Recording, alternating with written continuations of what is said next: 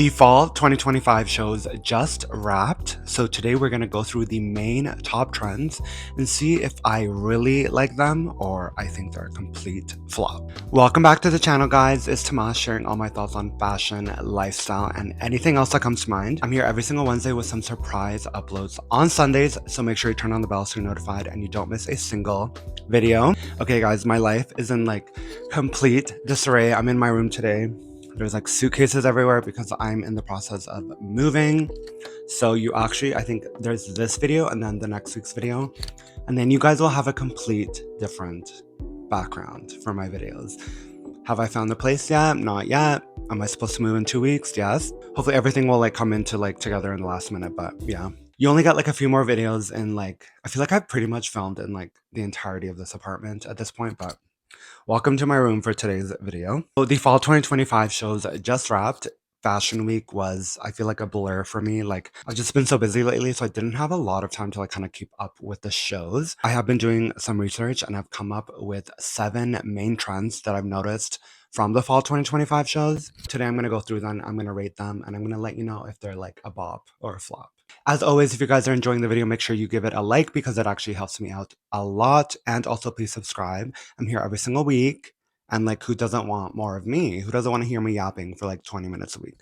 So please subscribe if you do feel so inclined. It is completely free. Let's get into it because there's absolutely no time to waste. The first trend is minimalist wardrobes. So I feel like for the past year, we have been on this whole like quiet luxury, minimalist vibe, and I feel like it's honestly not letting up at all at this point. There was one show that kind of like cemented this trend going into at least fall 2025, and it is Veronique Leroy's debut at Calvin Klein Collection. Calvin Klein Collection was resurrected by this designer that has worked at Jill Sander, Fille Philo Celine, the row. So I mean, this minimalist quiet luxury trend is definitely not going away anytime soon. For this updated trend, I feel like we're going in a more looser, a little bit more relaxed vibe. Definitely, I feel like the trousers are getting wider, the coats are becoming more like sleep coats, just very long to the floor. Again, with the minimalist trend, it's all about luxury fabrics because,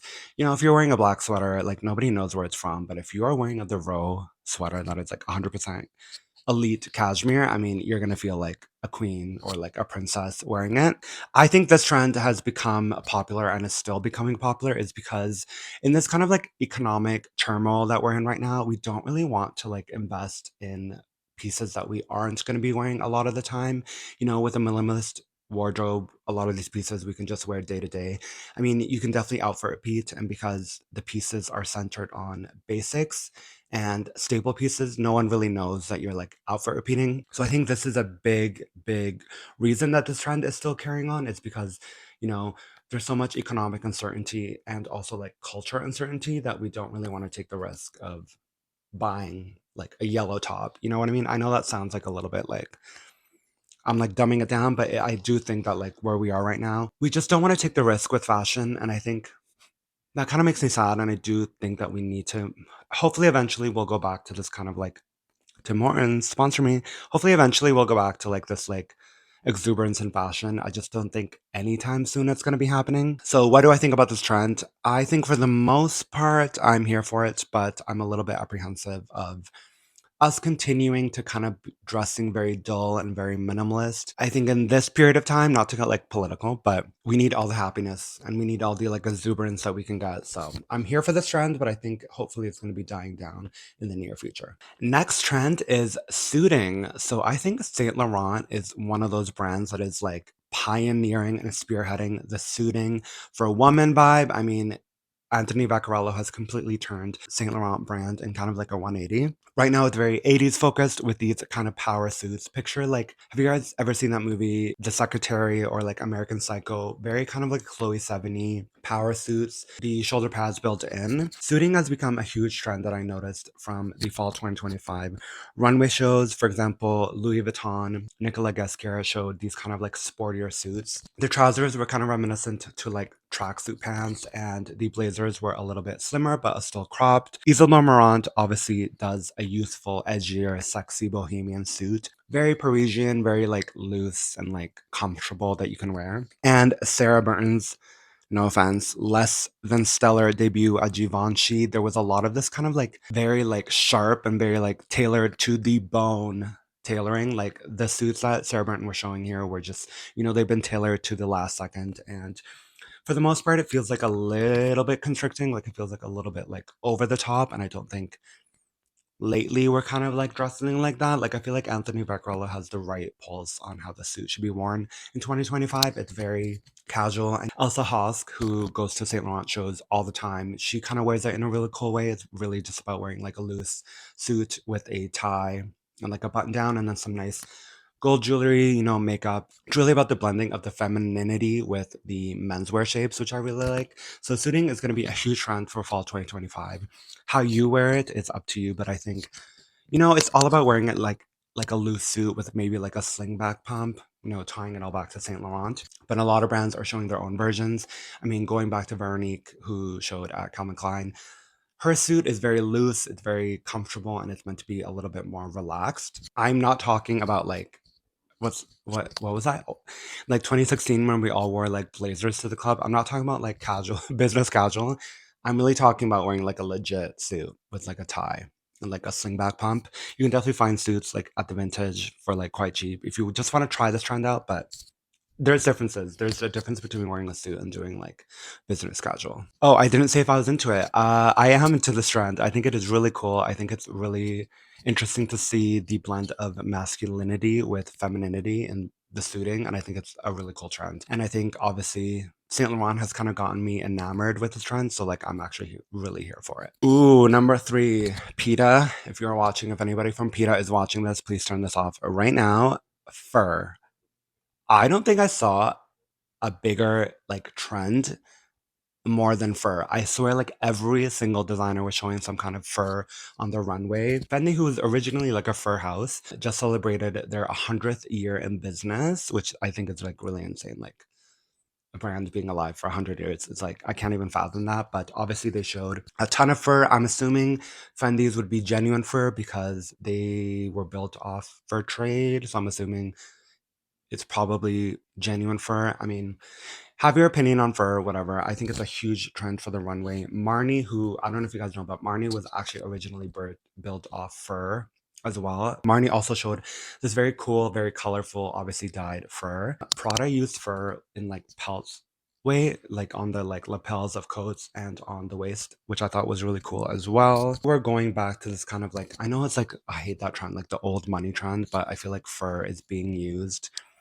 now, maybe hopefully in a more creative way. I'm going back to the Prada runway where like the fur was used on the shoulders and then on the lapels of coats, which I think is a little bit more creative than just like wearing like a fur coat. How like people like on TikTok used do. And the obviously a fur house has been built on this. So they're obviously gonna show a ton of fur. But yeah, fur was just like all over the runways. It was insane. I feel like I've never seen such the whole industry gathering to like basically approve this trend, which I thought it was unusual, but I think it's cool. I mean, am I here for it? I think I'm here for the most part. I would probably never wear fur just because I think like when it rains, it like smells really bad. But in terms of like genuine fur, like here's the thing. I think there's a lot of fur in the market that hasn't been bought and has already been created. So like if you're gonna buy secondhand fur, I would approve of that. Then again, if you sell 10, then it would kind of incentivize the brand to make 20 more. So then you're kind of just killing more animals. So I don't know, like 50-50.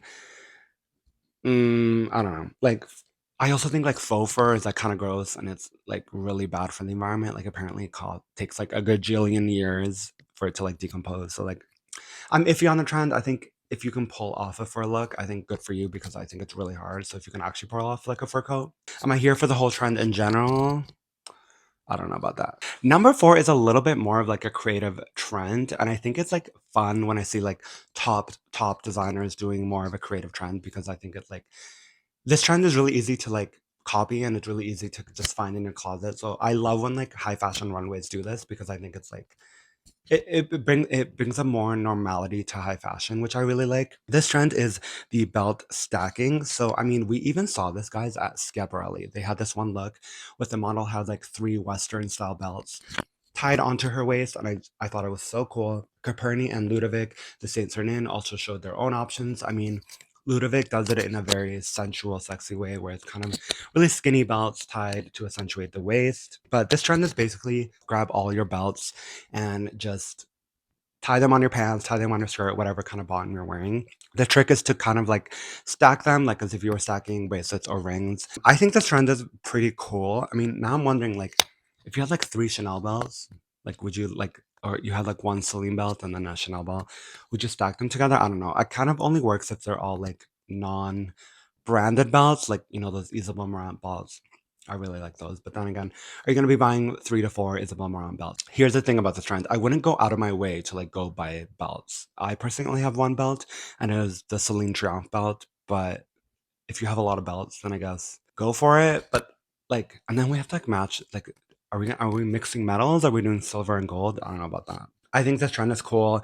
I love that like a lot of the high fashion runways were co-opting on this trend. I think it's really cool to kind of democratize fashion in that way, and I'm here for this trend. Just please do not like go buy like three designer belts. You don't need it. Also, I'm really here for that kind of Western style belt from like Isa Marmont or Celine or Decolette. I feel like those kind of belts work the best when you're stacking them. Number five, and Cora Who, like that color is so done. That was so fall 2024. The new color is Plum. We saw Plum at so many shows, and I have a theory of why we saw the color Plum so much because I feel like the color Plum is very synonymous with opulence and luxury. You know, it's a very dark and warm color, and I feel like it's very for like nighttime, like black tie gala, if you're wearing like a plum dress, it's very the color feels very opulent to me. We saw them in beautiful, beautiful coats. Like, oh my god, stunning coats from Burberry and Chloe.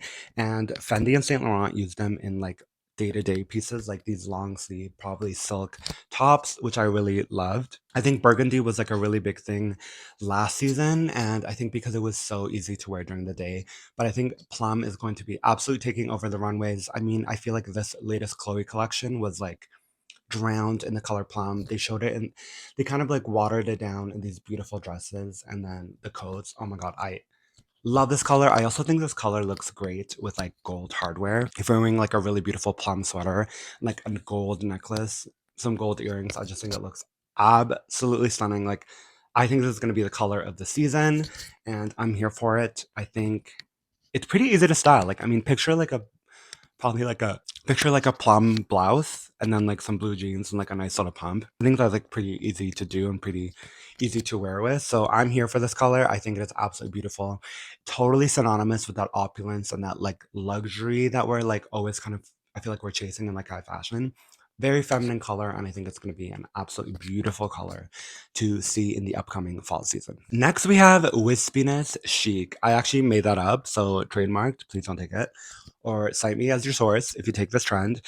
What I mean by wispiness chic is I feel like we definitely saw this at Lorenzo Serafini's debut at Alberta Ferretti with these sheer, thin dresses that were kind of blending soft romanticism with femininity. It's really all about kind of that like the chiffon, wispy, thin dress that you can kind of wear with like a coat over it. It felt like a little bit more versus like the Chloe runways. The Alberta Ferretti showed a little bit more of that like restless sleeper kind of vibe. The dresses felt kind of like very like nightgown kind of vibes, but were still like really like beautiful and feminine. David Coma's debut at Blue Marine showed the other side of the coin where the dresses were a little bit more like edgier, sexier, obviously shorter paired with leather jackets and going back to that like belt trend with a thicker belt trend. Obviously, Chamina Kamali is completely turning Chloe around in like a 180 and I feel like she is pretty much the reason that the like wispiness chiffon dress is becoming on trend again. This season, again, she showed her gorgeous chiffon silk floor length gowns, and this season she filled them with these kind of like